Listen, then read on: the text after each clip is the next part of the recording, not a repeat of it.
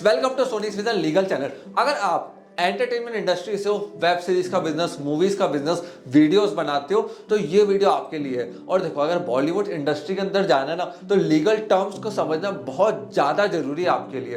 तो web series के business को कैसे ग्रो करना है, बॉलीवुड इंडस्ट्री कैसे काम करती है और आईपीआर का रोल क्या होता है, ट्रेडमार्क, कॉपीराइट, पेटेंट, ये सारी चीजें वीडियो के अंदर एक्सप्लेन करूंगा। और कंटिन्यूसली मैं सेमिनार्स, वेबिनार्स लेता रहता हूँ। आज तक मैं 300 प्लस कॉलेजेस के अंदर सेमिनार एंड वेबिनार्स कर चुका हूँ आईपीआरस के ऊपर। तो अब मैं आपको समझाऊंगा आईपीआरस के बारे में कि कैसे बॉलीवुड इंडस्ट्री के अंदर इसका बहुत बड़ा काम है। तो आइए चालू करते हैं। देखिए, सबसे पहली चीज जो आईपीआर का रोल होता है किसी भी इंडस्ट्री के अंदर, वो होता है ट्रेडमार्क का, ब्रांड नेम का। अब ब्रांड नेम बॉलीवुड के अंदर क्या करता है, जब आप कोई फिल्म को लॉन्च करते हैं, मूवी को लेकर आते हैं ना, तो ब्रांड नेम बहुत जरूरी होता है, मूवी का नेम बहुत जरूरी होता है। अब मैं आपको आईपीआर के अंदर समझा देता हूं कि किसी भी मूवी का आप ट्रेडमार्क रजिस्टर्ड नहीं करवा सकते हो। ऑलरेडी डिटेल वीडियोस भी बना चुका हूं, बट वापस एक्सप्लेन कर रहा हूं। देखो क्या होता है, अगर कोई मैंने मूवी मार्केट के अंदर लॉन्च करी, एक मूवी है, सिंगल मूवी, जैसे पठान अभी आई है, तो पठान के नाम का ट्रेडमार्क नहीं होगा, बट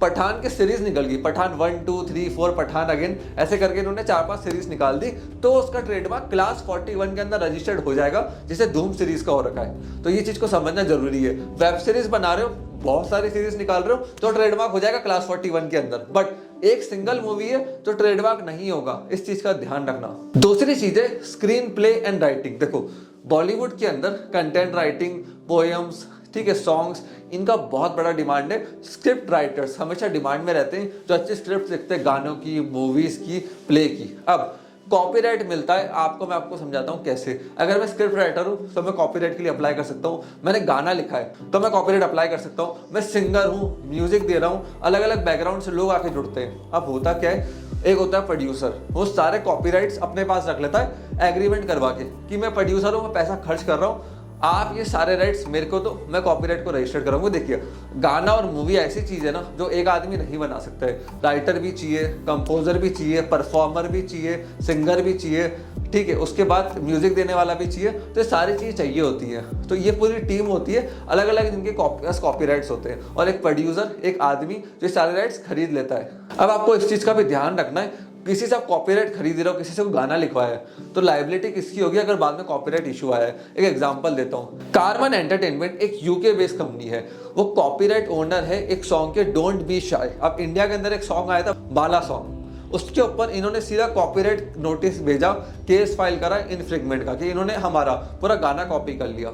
तीसरी चीज जिसका हमें ध्यान रखना है बॉलीवुड इंडस्ट्री के अंदर, वो है मर्चेंडाइजिंग। क्योंकि देखिए, एक बार मूवी के अंदर, वेब सीरीज के अंदर कैरेक्टर फेमस हो जाता है ना, लोग उसके डाई हार्ट फैन हो जाते हैं। जैसे अगर मैं आपको बताऊं, मिक्की माउस का ट्रेडमार्क 1928 के अंदर रजिस्टर्ड हुआ था, और 2020 के अंदर डिज्नी का जो मर्चेंडाइज मार्केट है ना, वो $9 बिलियन तक पहुंच गया था।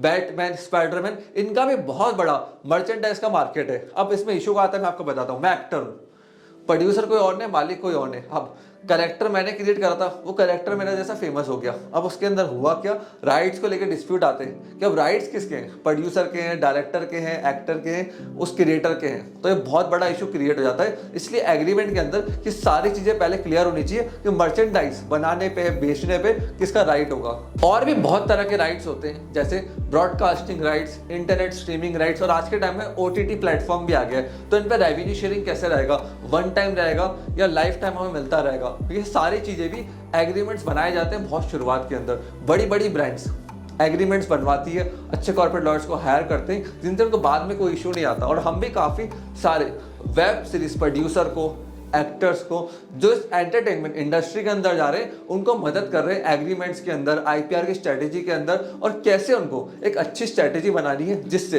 बाद में ना तो कोई डिस्प्यूट क्रिएट हो और वो अच्छा खासा रेवेन्यू अर्न कर सके। अगर आपको हमसे जुड़ना है, हमारी सर्विसेज चाहिए आईपीआर के रिगार्डिंग, लीगल के रिगार्डिंग और एंटरटेनमेंट इंडस्ट्री के रिगार्डिंग, तो आप हमें इस नंबर पर कॉल कर सकते हैं। मेरी टीम पूरी आपको मदद करेगी एंड टू एंड प्रोसेस के अंदर। सिर्फ आपको इस नंबर पर कॉल करना है और मेरी टीम के कंसल्टेंट्स आपसे कनेक्ट हो जाएंगे। फ्रेंड्स, आपने इस वीडियो को यहां तक देखा, हम लोगों को इतना प्यार एंड सपोर्ट दिया, उसके लिए धन्यवाद।